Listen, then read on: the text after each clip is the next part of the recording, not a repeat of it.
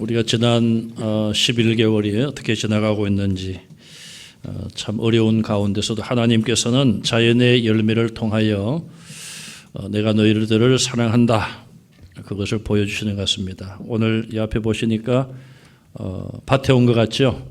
네. 저도 고향에 잠깐 들렀다가 작은 아버님이 감을 주셔서 제가 가져온 감도 몇 개 아마 있을 겁니다.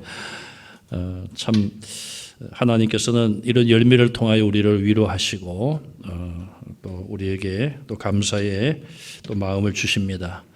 참 코로나19 근래에 와서 세 자리 숫자로 200명 선이 어제 돌파되었는데 지금 이게 1.5단계로 올라가게 되면은 또 사회 전반적으로 또 영향이 있고 또 교회는 정원의 또 30% 정도 그렇게 갑니다. 그래서 참 1.5단계로 올라가지 않도록 이번 주간에 여러분들이 많이 개인적으로나 또 새벽 기도에 힘써 주시기를 바라겠습니다.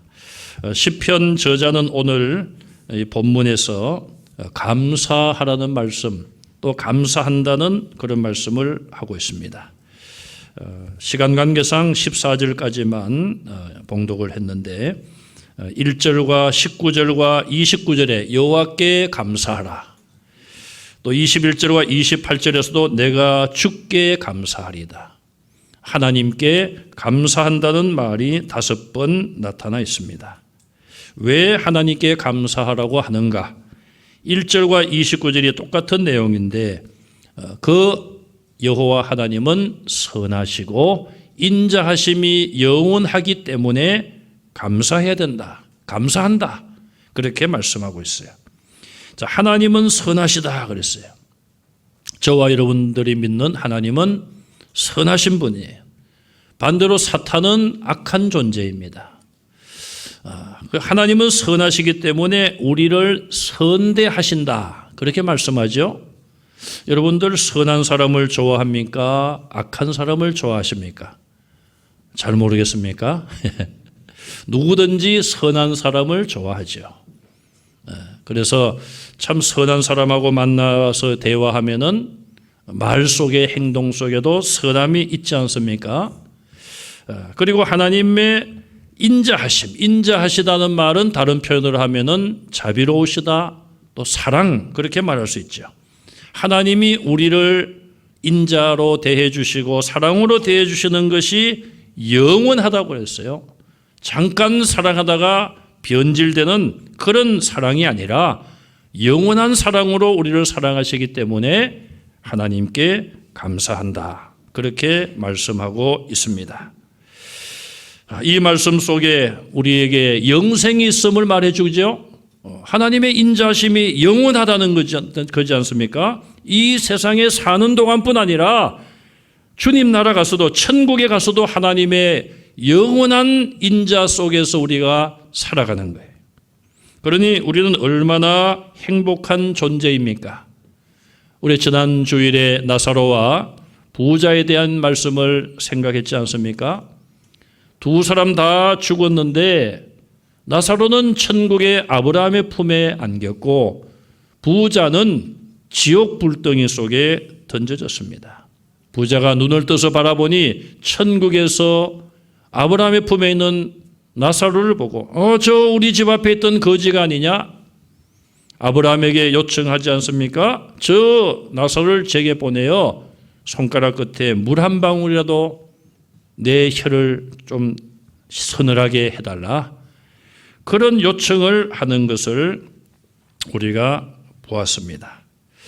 사람이 이 세상에 살다가 죽는 것으로 끝나지 않습니다. 많은 사람들, 하나님을 믿지 아니하고 성경을 믿지 않고 부활과 영생 천국을 믿지 않는 자들은 이 세상에 사는 것으로 끝난다고 다 생각을 하지만 성경은 우리에게, 하나님은 우리에게 부활과 영생과 천국을 약속했어요. 우리는 이 땅에서도 하나님의 사랑을 죽는 날까지 변함없이 받을 것이지만 하나님 나라에서도 영원히 하나님의 인자함 속에 살아가게 됨을 믿으시기 바랍니다. 시편 저자는 하나님의 인자하심을 모든 사람에게 찬송하라, 그렇게 권면하고 있어요. 2절에 보시면은 이제 이스라엘은 그의 인자하심이 영원하다고 말하라 그랬어요. 이스라엘은 하나님의 택한 백성 전체를 의미합니다. 물론 혈통적으로는 아브라함의 후손 이스라엘 나라 사람들을 의미하여, 자, 이스라엘이 하나님의 택함을 받은 조건이 무엇일까요? 하나님께서 보실 때에 이 아브라함과 그의 후손들은 앞으로 착한 사람들이요, 내 말을 잘 들을 것이고, 또 이들은 키도 크고 힘도 세고, 많은 사람들 가운데 내가 정말 여러 가지 조건을 두고 그 조건에 맞는 사람이기 때문에 이들을 내 백성으로 선택했다. 성경에 보면은 그런 말씀이 전혀 없습니다. 오히려 이스라엘 백성들을 체험해 보신 분들은 다른 민족보다도 친절하지 못하다고 그래요. 굉장히 사람들이 불친절하고, 그 유대인들이 세계에 흩어져서 열심히 나름대로 열심히 살고 했지만 평가가 별로 좋지는 않습니다. 어쨌든 이스라엘이 하나님의 택함을 받은 것은 그들이 좋은 조건을 가지고 있어서 하나님이 하나님의 조건에 만족스러워서 선택을 하신 것이 아니란 거예요. 그러면 무조건적으로 하나님께서 그들을 사랑하시기 때문에 그들을 선택하신 거예요. 그렇다면 선택받은 이스라엘 민족들은 무조건적으로 하나님을 사랑하고 그 말씀대로 순종하며 살아야 되는 것이죠. 이스라엘의 역사를 보면은 그렇지 못할 때가 너무나 많습니다. 조그마한 일만 있어도 원망하고 불평하고 하나님 말씀에 불순종하는 모습이 너무너무 많아요. 그래서 오늘 본문에 이스라엘을 향하여 하나님의 인자하심이 영원하다고 찬송하라, 이렇게 말하고 있어요. 두 번째는 3절에 보니까 아론의 집은 하나님의 인자하심이 영원하다고 찬송하라 말하고 있습니다. 아론은 모세의 형이지 않습니까? 그리고 첫 제사장, 대제사장이에요. 그의 후손들, 레위의 자손들은 제사장의 직분을 그들이 대대로 이어서 행하고 있습니다. 하나님께 제물을 바치고 제사하는 거룩한 일에 쓰임받아요. 그들은 왕과 선지자와 같이 머리에 기름 부음을 받은 자들이에요. 하나님이 기름 부어 세워주신 특별한 직분자들이 하나님의 인자하심을 찬송하라고 권면하고 있습니다. 하나님께서 저와 여러분들에게 주신 직분을 생각하고 하나님께 감사하시고 하나님의 사랑을 찬송하시기를 바랍니다. 세 번째 4절에 보면 여호와를 경외하는 자들에게 여호와의 인자하심이 영원하다고 찬송하라고 권면합니다. 이제는 전 세계 인종과 국가, 피부색에 관계없이 하나님을 경외하는 모든 사람들은 여호와께 감사해야 되고 그의 영원한 인자하심을 찬송하라고 권면하고 있습니다. 자, 그러면은 왜 감사해야 되는가? 물론 선하시고 인자하심이 영원하기 때문에 감사해야 되고 찬송해야 되는데 구체적인 몇 가지를 오늘 본문에서 말씀하고 있어요. 첫째는 5절에 보니까 부르짖어 기도할 때에 응답하시기 때문에 감사하라고 말씀하고 있어요. 21절에도 주께서 내게 응답하셨다고 찬송하고 있습니다. 우리 성도들은 어려움을 당할 때 하나님께 기도하지요. 당연한 일입니다. 기도는 무엇입니까? 내가 하나님 앞에 하나님 나의 죄를 용서해 주십시오. 회개의 기도가 있습니다. 또 감사의 기도도 있습니다. 또 우리가 필요한 것을 간구하는 기도도 있습니다. 하나님 저의 병을 치료해 주십시오. 하나님 제가 경제적으로 어렵습니다. 사업이나 직장의 문을 열어주십시오. 자, 이런 각자의 소망하는 것을 간구할 때에 하나님께서 그 기도에 응답 주심으로 우리는 감사해야 됩니다. 우리가 급할 때 하나님 앞에 기도했습니다. 하나님께서 감사하게도 우리의 다급함을 아시고 응답해 주셨어요. 그때는 얼마나 감사하고 기쁩니까? 그러나 시간이 흐를수록 기도에 응답 주신 하나님의 그 은혜에 감사의 마음이 약해지지는 않았습니까? 계속하여 내 기도에 응답 주신 하나님께 감사하시기를 바랍니다. 두 번째는 6절에서 13절 말씀까지 보시면 여호와께서 내 편이 되어 주셨다. 그래서 찬송하고 감사하라고 말합니다. 우리가 어려움 당할 때에 피난처가 있어야 되는데 여호와 하나님이 나의 피난처가 되어 주셨어요. 왜? 내 편이시기 때문에. 여러분 가정에서 아들은 누구 편입니까? 아버지 편입니까? 딸 편입니까? 또 딸은 누구 편입니까? 옛날에는 아들은 아버지 편, 딸은 어머니 편. 물론 아들만 있고 딸만 계신 분들은 잘 모르겠습니다만은 어쨌든 대체적으로 그런 것으로 알죠.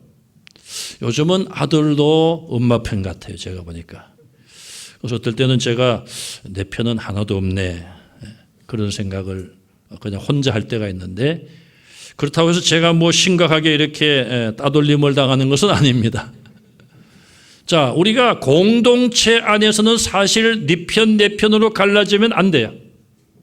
공동체, 가장 기본적인 공동체 가정이죠. 가정에서 부모와 자식 간에 갈라져도 안 되고 형제와 형제 간에 갈라져도 안 되는 것이죠. 사랑의 공동체는 하나가 돼요. 또 교회도 사랑의 공동체 아닙니까? 하나님 한 분을 아버지로 모시고 섬기니 우리는 다 믿음의 형제들이에요. 그래서 교회 안에서도 사실은 네 편, 내 편이 있어서는 안 되는 것이죠. 좀 더 넓게 국가라고 하는 공동체. 국가도 마찬가지입니다. 조금 생각은 다르고 주장하는 것은 다르고 정책은 다를지라도 하나가 돼야 되는 거예요. 지금 미국을 보십시오. 참 실망을 많이 합니다. 미국이 세계 최강국이요. 가장 민주주의가 발전한 나라 중에 하나로 보고 있는데 이 대통령 선거가 끝났는데도 성복을 하지 않고 소송을 하겠다. 정말 나라가 둘로 딱 나눠져 가지고요. 시위를 하고 말이에요.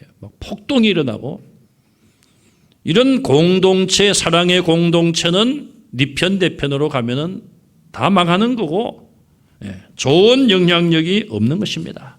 그래서 우리는 교회도 하나가 돼야 되고 가정도 하나가 돼야 되고 이 나라 이민족도 국민들 마음이 하나가 될 수 있도록 여러분들이 기도하시기를 바랍니다. 요즘 이렇게 이런 저런 거 가지고 서로 논쟁하고 그러지 마세요. 요즘 그런 이야기를 하더라고요. 가족 간에도 이야기하다가 그냥 싸우고 친구, 오랜 친구, 동창들도 모여서 이야기하다가 양쪽으로 갈라져 싸우고 여러분들은 그런 거 하지 마시고 그냥 하나님께 하나님 이 나라가 하나가 되게 해주십시오. 한국교회가 하나가 되게 해주시고 우리 가족들이 하나가 되게 해주십시오. 자, 여기 본문에 여호와가 내 편이란 말은 다른 의미예요. 하나님은 선하시고 인자하심을 영원토록 우리에게 베푸시는데 그 하나님이 우리 편이 되시는 거예요. 사탄은 선하지 않습니다. 우리를 사랑하지도 않습니다. 사탄의 세력이 여러 가지 사람을 통하여 여러 가지 환경과 여러 가지 사건과 일들을 통하여 우리를 시험하고 공격합니다. 이 시편의 저자도 이름은 밝혀져 있지 않지만 저는 다윗으로 짐작을 합니다. 다윗이 이스라엘을 다스릴 때에 여러 외국의 나라들이 동맹을 맺어서 이스라엘을 멸망시키려고 쳐들어왔을 때에 오늘 본문에도 보시면은 10절 말씀에 문나라가 나를 에워쌌다. 11절에 에워싸고 또 에워쌌다. 12절에 아예 벌떼처럼 몰려와서 에워싸서 나를 공격하고 우리를 멸망시키려고 한다 그 말이에요. 그럴 때에 여호와가 내 편이 되신다 그 말씀이에요. 옛날에 시집살이를 많이 하실 때 시집 가신 분들, 그때 결혼하신 우리 여자분들은 시집살이를 많이 하신 분들도 계실 거예요. 시집살이가 얼마나 어렵겠어요? 그런데 그 어려운 가운데서도 그분의 편이 되어주는 유일한 분이 계시죠? 남편이에요, 남편. 남편이 그런 가운데 자기 편이라는 걸 믿는 그런 부인은 어떤 시집살이가 있어도 이겨내잖아요. 왜? 남편이 나를 사랑하고 나를 알아주니까. 자, 이건 사람이 아닙니다. 여호와 하나님, 모든 만물을 창조하신 하나님, 내 모든 형편과 처지를 하신 하나님, 그분이 내 편이 되어주시는 거예요. 그래서 하나님을 찬송하고 감사하라고 말씀하고 있습니다. 13절에 보시면 나를 밀쳐 넘어뜨리려 했지만 하나님이 내 편이시고 나를 도와주셔서 내가 넘어지지 않았다. 그렇게 하나님의 은혜를 찬송하고 있습니다. 세 번째는 하나님의 능력으로 우리를 구원하시기 때문에 우리 하나님께 감사해야 됩니다. 14절에서 25절까지 쭉 보시면 하나님께서 그 능력으로 우리를 구원해 주시고 우리를 도와주시는 거예요. 하나님은 죄와 허물뿐인 저와 여러분들을 위하여 독생자를 이 땅에 보내주시고 그를 믿는 자에게 구원의 은총을 주셨습니다. 그 은혜를 우리가 무엇으로 다 갚을 수가 있겠습니까? 또 하나님은 하나님의 놀라운 능력으로 우리의 생명을 지금까지도 주장해 주고 계십니다. 우리는 이 하나님의 능력을 끝까지 의지해야 될 겁니다. 그러면 이런 하나님의 놀라운 사랑과 은혜를 받으며 감사하는 성도들 어떻게 살아야 될까요? 6절에서 12절에 보시면 두려워하지 말고 그랬어요. 두려워하지 말아야 됩니다. 모세가 죽었을 때에 가장 두려움에 사로잡힌 사람은 여호수아였습니다. 내가 이 민족을 어떻게 이끌어갈 것인가? 이렇게 조그만 일만 있어도 원망하고 불평하는 이 민족을 내가 어떻게 감히 다스릴 수 있을까? 그때 하나님께서 강하고 담대하라. 두려워하지 말라. 놀라지 말라. 내가 모세와 함께 했던 것처럼 너와 함께 하리라. 약속해 주셨어요. 여호수아가 3번이나 똑같은 말씀을 들었습니다. 너는 강하고 담대하라. 두려워하거나 놀라지 말라. 내가 너와 함께 함이니라. 3번이나 하나님께서 두려워 떠는 여호수아에게 위로와 용기를 주셨어요. 오늘 코로나19 바이러스 이 전국 속에 살아가는 저와 여러분들, 우리가 여호와의 이름을 의지하고 하나님의 도우심을 믿고 두려워하지 말고 담대하게 믿음 지키시기를 간절히 바랍니다. 또 우리는 14절, 15절, 24절에 보면은 여호와 하나님을 즐겁게 기쁘게 찬송하라고 말씀하고 있습니다. 시편 146편부터 150편까지 마지막 5편은 할렐루야로 시작을 해서 할렐루야로 끝나는 찬송들이에요. 할렐루야 뜻이 무엇입니까? 여호와를 찬송하라. 찬송 찬양은 찬양대원뿐 아니라 우리 모든 성도들이 하나님의 그 모든 은혜와 사랑에 감사하는 표현으로 하나님께 올려드리는 곡조 있는 기도요, 또 하나님께 영광을 올려드리는 가장 좋은 방법이에요. 찬양하라 내 영혼아, 찬양하라 내 영혼아, 내 속에 있는 것들아 다 찬양하라. 내 입술로만이 아니라 내 속에 내 영혼까지도 담아서 하나님을 높이 찬양하시기를 간절히 바랍니다. 세 번째, 우리는 17절에 보니까 하나님 하신 일들을 선포해야 돼. 하나님은 이런 하나님이십니다. 이런 일을 하셨습니다. 모르는 자들에게 전하는 것이죠. 요즘 코로나19 때문에 전도하기가 어렵지만 지나가는 사람 붙잡고 전도하기가 어렵지 않습니까? 그러니까 이제는 우리가 가정으로 눈을 돌려서 사랑하는 가족들, 친척들, 친구들, 이웃들, 내가 가까이 할 수 있는 사람들로 전도 대상자를 정하고 기도하고 하나님의 사랑으로 전도하시기를 바랍니다. 네 번째, 26절 하반절에 보시니까 여호와의 집에서 하나님의 백성들을 축복하라고 말씀하고 있어요.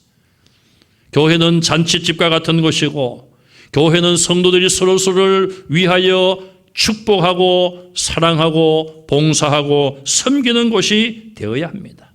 왜 그렇습니까? 우리 모두가 다 예수님의 십자가의 대속의 은혜로 하나님의 자녀가 되었기 때문에 그런 것이죠. 마지막으로 우리는 27절에 보니까 하나님의 집에서 절기를 지키며 하나님의 은혜에 감사해야 됩니다. 절기는 왜 지키라고 했을까요? 하나님께서 구원해 주시고 열매를 주시고 은혜를 베풀어 주신 그 모든 하나님의 구원을 잊지 말고 길이길이 기억하라고 절기를 지키라고 한 거예요. 우리는 추수감사주의를 지킵니다. 하나님께서 어려운 가운데서도 1년 동안 열매 주시고 지켜주신 데 대하여 감사하라는 것이죠. 하나님의 은혜를 잊지 말라는 거예요. 또 우리는 성례주일로 지키며 세례를 베풀고 성찬식에 참여합니다. 예수님께서 십자가에서 나를 위하여 살을 찢기시고 죄 없는 거룩한 보혈을 흘려주신 거에 그 사건을 잊지 말라는 거예요. 그래서 우리는 오늘도 우리가 부족하지만 주님의 몸을, 주님의 피를 받아 먹고 마십니다. 그러므로 우리는 오늘 하나님 앞에 넘치는 감사, 내 속에 있는 것들아 다 하나님을 찬양하라. 정말 우리가 마음과 정성을 다하여 진실된 마음으로 하나님을 찬송하고 감사하는 귀한 주일 되시기를 주님의 이름으로 축원합니다.